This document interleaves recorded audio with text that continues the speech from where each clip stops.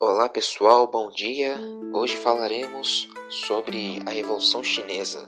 A Revolução Chinesa se refere a dois momentos da história da China: a Revolução Chinesa de 1911 e a Revolução Chinesa de 1949.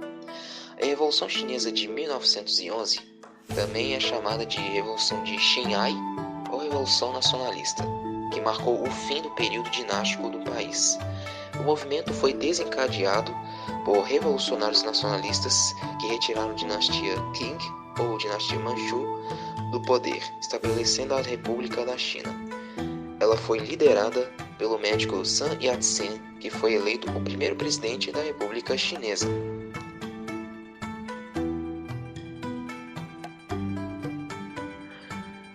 Mas antes, vamos falar um pouco sobre o que foi o Império do Grande Qing.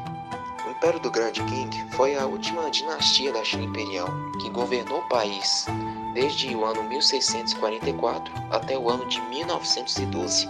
Durante esse período, se tornou o maior e mais populoso império do mundo e ajudou a formar a identidade cultural da China. E o Império Qing foi marcado por uma série de invasões estrangeiras no século XIX. 4 grandes batalhas resultaram na entrega de territórios e concessões aos estrangeiros. Foram as duas guerras do ópio, entre 1839 e 1860, a Guerra Sino-Japonesa, de 1894 até 1895, e a Guerra Russo-Japonesa, de 1904 a 1905. Nas guerras do ópio, a China perdeu parte de Hong Kong e foi obrigada a abrir os portos para o comércio internacional. Os ingleses também exigiram livre circulação no território chinês. Para os japoneses, a China perdeu a Manchúria e a Ilha Formosa, o atual Taiwan. A falta desses territórios foi decisiva para a perda da soberania sobre a Coreia. Mais um golpe foi a Guerra Russo-Japonesa, porque os japoneses exigiram os territórios do Nordeste chinês. Outro evento importante foi a Guerra dos Boxers, que ocorreu de 1899 até o ano de 1900, que tinha como objetivo combater a invasão estrangeira no país. Todos esses eventos alimentaram correntes nacionalistas e estimularam ideias revolucionárias. O Império Qing ainda tentou, em 1906, uma reforma constitucional para manter o controle sobre o povo. Também atuou na modernização das forças armadas e mesmo na descentralização do poder. Por isso que, no ano de 1905, o líder Sun Yat-sen fundou o Kuomintang, o Partido Nacionalista, em 1905. O partido se opunha à dominação europeia na China e também se opunha à monarquia.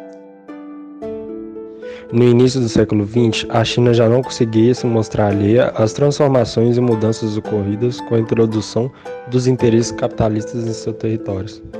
Dessa forma, um expressivo movimento de modernização política da China começou a ganhar força entre representantes políticos anti-imperiais e jovens estudantes chineses. O revolucionário Sun Yat-sen foi um dos mais importantes líderes desse movimento, que teve apoio maciço de antigos participantes da Reforma dos 100 Dias, políticos liberais, japoneses, estudantes e militares. Inspirados pelos 3 princípios do povo: nacionalismo, democracia e sustento do povo. O movimento Sun Yat-sen buscava uma ampla mobilização popular através de um discurso de teor eminentemente patriótico. Entre outras bandeiras de luta, esse movimento nacionalista chinês exigia a queda da dinastia Qing e a expulsão imediata de todos os estrangeiros que se apossavam das riquezas nacionais. Sob o aspecto político, os nacionalistas chineses previam a ampliação dos direitos políticos por meio da implementação do sufrágio universal. Em âmbito socioeconômico, os companheiros de Sun Yat-sen defendiam a socialização das terras e das forças produtivas disponíveis. Em novembro de 1911, um grupo de militares da cidade Yuncheng, capital da província de Hubei, iniciou um conflito contra a dinastia Qing. Conseguindo o apoio político de outras províncias, o movimento nacionalista eclodiu diversas revoltas ao longo do país. Já em novembro daquele ano, 15 das 24 províncias da China declararam independência do Império Qing.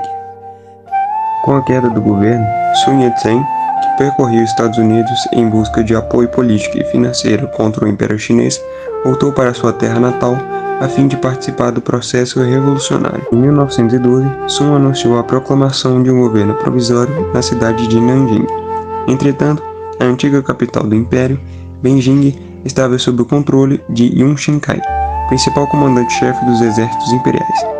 Temendo a deflagração de uma guerra civil, Sun Yat-sen abdicou o governo e Yun foi declarado presidente provisório em março de 1912.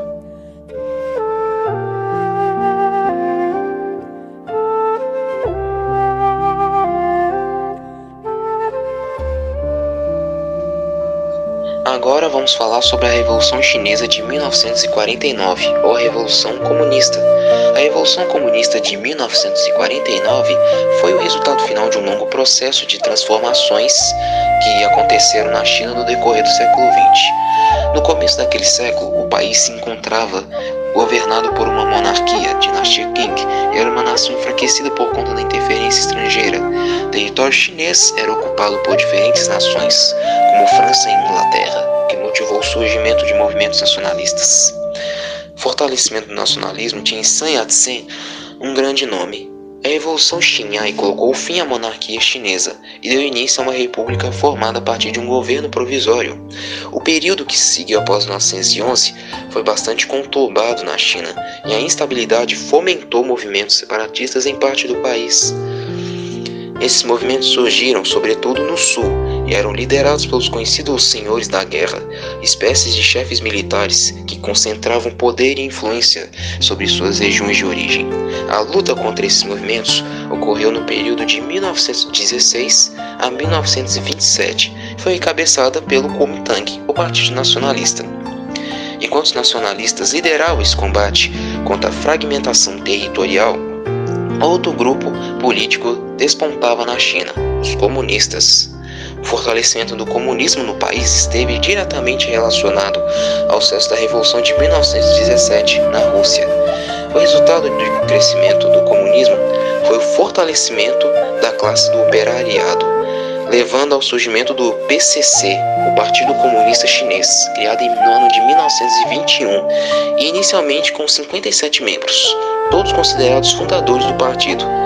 Um deles era Mao Tse-tung, nome de grande relevância no PCC durante os anos seguintes. Depois que o PCC foi instituído, tratou de criar relações com o Kuomintang, que naquela época era o maior partido da China. As ligações iniciais foram bem amistosas, uma vez que a partir da mediação da União Soviética, o Kuomintang aceitou acolher os comunistas em seus quadros, desde que submetidos ao comando de Sun Yat-sen. E a União Soviética se estabeleceu como parceira econômica do Kuomintang, lhes fornecendo armas e outros recursos econômicos importantes. O apoio soviético a um partido visto como burguês acontecia porque afirmavam que a China não possuía as condições históricas necessárias à transição para o socialismo. A relação do Kuomintang com os comunistas se alterou a partir do ano de 1925, quando Sun Yat-sen faleceu e Chiang Kai-shek assumiu o comando do partido. Os comunistas passaram a sofrer uma intensa repressão do Kuomintang, porque o PCC começou a registrar um crescimento considerável, sobretudo nas grandes cidades chinesas, o que incomodou o Chiang. Chiang Kai-shek então ordenou uma perseguição aos comunistas, mobilizando tropas para realizar essa tarefa.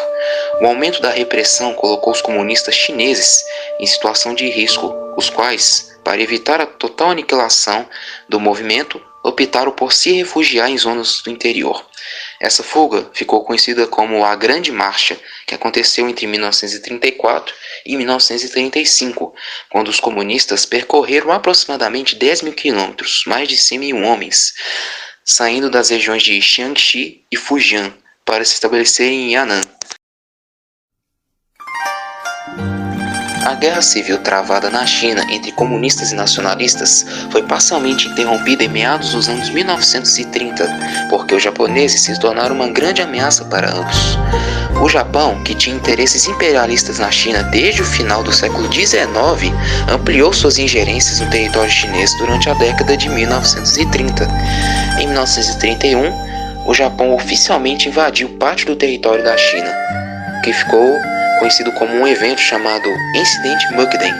O território ocupado foi a Manchúria, onde os japoneses fundaram o estado fantoche, conhecido como Manchukuo.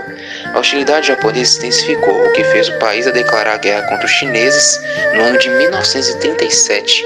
Com isso, os nacionalistas e comunistas concordaram em impor uma trégua à luta que travavam entre si para concentrar esforços contra os japoneses na guerra conhecida como Segunda Guerra Sino-Japonesa. Apesar disso, os historiadores registraram que, mesmo no período de trégua, comunistas e nacionalistas lutaram entre si. A luta contra os japoneses estendeu-se durante 8 anos e só terminou em 1945, quando o Japão foi definitivamente derrotado ao final da Segunda Guerra Mundial, com a vitória dos chineses. Os líderes de dois partidos, Mao Tse-tung e Chiang Kai-shek, reuniram-se para debater a formação de um governo conjunto na China. Essas negociações representaram um fracasso completo, porque os nacionalistas exigiam forças comunistas totalmente desarmadas, o que naturalmente foi rejeitado por Mao Tse. Assim, a Guerra Civil foi retomada em 1946, com as forças nacionalistas recebendo forte apoio dos Estados Unidos. Apesar desse suporte norte-americano, as forças de Chiang Kai-shek não possuíam a popularidade que os comunistas tinham, sobretudo entre os camponeses.